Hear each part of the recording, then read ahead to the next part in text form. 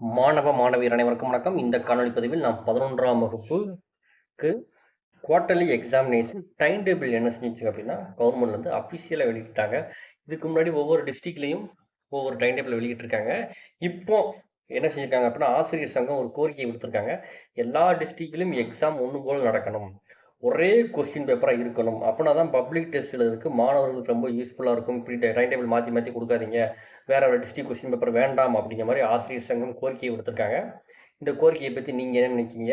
ஒரே மாதிரி கொஸ்டின் வேணுமா இல்லை டிஸ்ட்ரிக்ட் வைஸாக கொஸ்டின் வேணுமா அப்படிங்கிறத பற்றி என்ன நினைக்கிங்க அப்படிங்கிறத நீங்கள் கமெண்ட் பண்ணுங்கள். இப்போ தமிழ் எக்ஸாம் எப்போ ஸ்டார்ட் ஆகுதுன்னு பார்க்கலாம். தமிழ் எக்ஸாம் எப்போ ஸ்டார்ட் ஆகுது அப்படின்னா 19/9/2024 19ஆம் தேதி தமிழ் எக்ஸாம் ஸ்டார்ட் ஆகுது. 20ஆம் தேதி உங்களுக்கு என்ன எக்ஸாம் அப்படின்னா இங்கிலீஷ் எக்ஸாம். இடையில நமக்கு லீவே கிடையாது.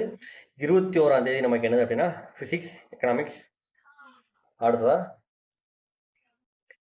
23ஆம் தேதி என்ன எக்ஸாம் அப்படின்னா மேத்தமெட்டிக்ஸ், சுவாலஜி, காமர்ஸ்.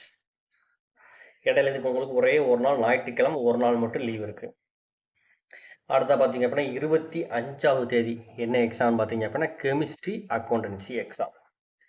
தென் 26ஆவது தேதி உங்களுக்கு என்ன எக்ஸாம் அப்படின்னா computer science, computer application, biochemistry, statics, இந்த மாதிரி எக்ஸாம் வச்சாங்க. லாஸ்ட் எக்ஸாம் நமக்கு எப்போ நடக்குது அப்படின்னா 27ஆம் தேதி நமக்கு என்ன செய்யுது அப்படின்னா நடக்குது. என்ன வச்சாங்க அப்படின்னா biology, botany, history, business maths, இதெல்லாம் உங்களுக்கு 27ஆம் தேதி என்ன செஞ்சோம் அப்படின்னா வந்துடும். ஓகே ஸ்டூடெண்ட்ஸ், நம்ம channel already important question upload பண்ணியிருக்கோம். தேவைப்பட்டால் அதில் பார்த்துக்கோங்க. தேங்க்யூ ஃபார் வாட்சிங் ஸ்டூடெண்ட்ஸ்.